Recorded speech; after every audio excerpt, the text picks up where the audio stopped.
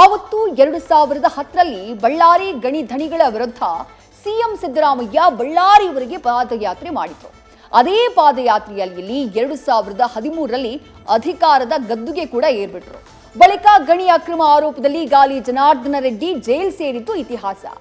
ಆವತ್ತು ಯಾವ ಗಣಿ ಅಕ್ರಮದ ಬಗ್ಗೆ ಗುಡುಗೆ ಸಿಎಂ ಸಿದ್ದರಾಮಯ್ಯ ಪಾದಯಾತ್ರೆ ಮಾಡಿದ್ರು, ಅದೇ ಗಣಿ ಅಕ್ರಮದಲ್ಲಿ ಭಾಗಿಯಾದವರಿಗೆ ಸಿದ್ದರಾಮಯ್ಯ ಸಂಪುಟದಲ್ಲಿ ಮಂತ್ರಿ ಸ್ಥಾನವನ್ನ ಕೊಟ್ಟಿದ್ದಾರೆ ಅಂತ ಹೇಳಿ ನ್ಯೂಸ್ ಫಸ್ಟ್ ನ ವಿಶೇಷ ಸಂದರ್ಶನದಲ್ಲಿ ಜನಾರ್ದನ ರೆಡ್ಡಿ ಕುಟುಕಿದ್ದಾರೆ. ಸಂತೋಷ್ ಅವರು mining lease supreme court cancel ಮಾಡಿದ್ದಾರೆ. ಸಂತೋಷ್ ಲಾಡ್ ಮೇಲೆ ಇನ್ನೊಬ್ಬರ ಮೇಲೆ ಕೊಟ್ಟಿಲ್ಲ. ನಾಗಿಲ್ಲ ದಿನ ನನ್ನ ಜೊತೆಯಲ್ಲಿ ಕೋರ್ಟಿಗೆ ಅಡ್ಡಾಡ್ತಾ ಇದ್ದಾರೆ. ಅವ್ರನ್ನ ಬಳ್ಳಾರಿ ಜಿಲ್ಲಾ ಉಸ್ತುವಾರಿ ಮಂತ್ರಿ ಮಾಡಿದ್ದಾರೆ. ಅದಕ್ಕೆ ಕಾಂಗ್ರೆಸ್ ಪಕ್ಷಕ್ಕೆ ನಾಚಿಕೆ ಆಗ್ತದೆ.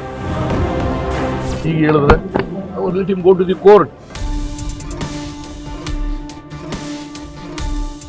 ಗಾಲಿ ಜನಾರ್ದನ ರೆಡ್ಡಿ ಗಣಿ ಧಣಿ. ಒಂದು ಕಾಲದಲ್ಲಿ ರಾಜ್ಯ ಬಿಜೆಪಿಯಲ್ಲಿ ರೆಡ್ಡಿಯದ್ದೇ ಪಾರುಪತ್ಯ. ದಕ್ಷಿಣ ಭಾರತದಲ್ಲಿ ಮೊದಲ ಬಾರಿಗೆ ಬಿಜೆಪಿ ಸರ್ಕಾರ ರಚನೆಯಲ್ಲಿ ರೆಡ್ಡಿ ಪಾತ್ರ ದೊಡ್ಡದು.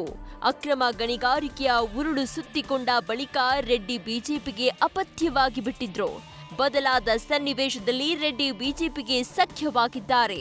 ರೆಡ್ಡಿ ಬಿಜೆಪಿ ಸೇರ್ತಾ ಇದ್ದಂತೆ ತಮಗಾದ ನೋವಿನ ಕಥೆಯನ್ನ ನ್ಯೂಸ್ ಫಸ್ಟ್ ವಾಹಿನಿ ಮುಂದೆ ಬಿಚ್ಚಿಟ್ಟಿದ್ದಾರೆ.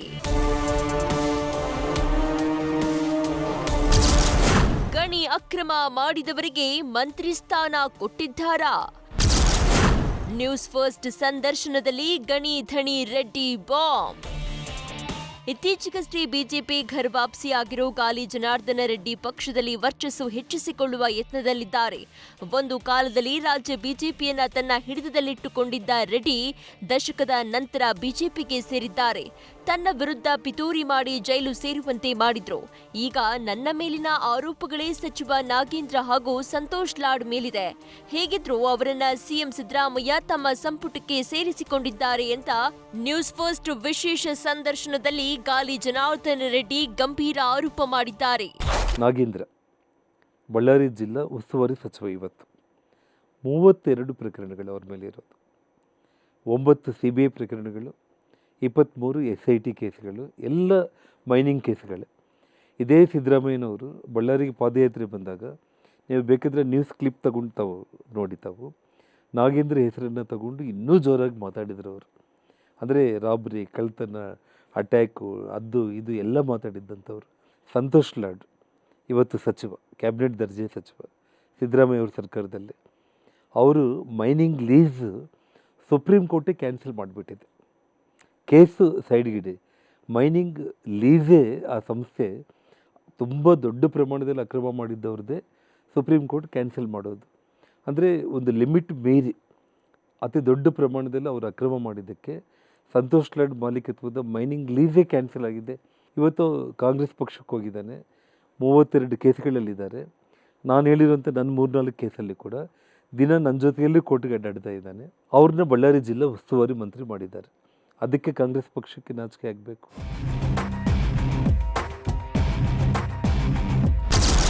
ಸಂತೋಷ್ ಹೆಗ್ಡೆ ವರದಿಯಲ್ಲಿ ಲಾಡ್ ಅವರ ಹೆಸರು ಇರಲಿಲ್ಲ. ಜನಾರ್ದನ ರೆಡ್ಡಿ ಬೇಕಿದ್ರೆ ಕೋರ್ಟ್ಗೆ ಹೋಗಲಿ ಎಂದ ಸಿಎಂ. ಮಾಜಿ ಸಚಿವ ಗಾಲಿ ಜನಾರ್ದನ ರೆಡ್ಡಿ ಆರೋಪಕ್ಕೆ ಸಿಎಂ ಸಿದ್ದರಾಮಯ್ಯ ತಿರುಗೇಟು ನೀಡಿದ್ದಾರೆ.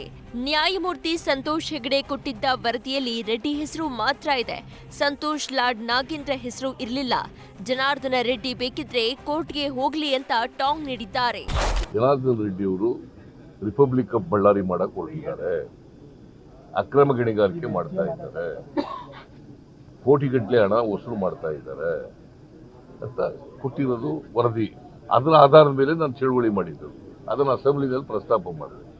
ಅದರಲ್ಲಿ ಸಂತೋಷ್ ಹೆಗ್ಡೆ ಅವರು ಸಂತೋಷ್ ಲಾಡ್ ಮೇಲೆ ಇನ್ನೊಬ್ಬರ ಮೇಲೆ ಕೊಟ್ಟಿಲ್ಲ ವರದಿ. ಹೀಗೆ ಹೇಳಿದ್ರೆ let him go to the court. ಇನ್ನು ನ್ಯೂಸ್ ಫಸ್ಟ್ ವಾಹಿನಿಯ ವಿಶೇಷ ಸಂದರ್ಶನದಲ್ಲಿ ತಮ್ಮ ಜೈಲು ದಿನಗಳ ಬಗ್ಗೆಯೂ ಜನಾರ್ದನ ರೆಡ್ಡಿ ಮಾತನಾಡಿದ್ದಾರೆ. ದಶಕಗಳಿಂದ ಬಿಜೆಪಿಯಿಂದ ದೂರ ಇದ್ದ ರೆಡ್ಡಿ ಬಿಜೆಪಿಗೆ ಮರಳಿದ್ದಾರೆ. ಮೊದಲಿನಂತೆ ಪಕ್ಷದಲ್ಲಿ ತಮ್ಮ ಹಿಡಿತ ಸಾಧಿಸಲು ಈ ಮಾತು ಹೇಳಿದ್ರಾ? ರೆಡ್ಡಿ ಮಾತು ಎಷ್ಟು ನಿಜ ಅನ್ನೋದನ್ನ ಕಾಲವೇ ಉತ್ತರಿಸಬೇಕಿದೆ. News first bureau. News first ನಿರ್ಭೀತಿಯಿಂದ ನಿಮ್ಮ ಪರವಾಗಿ.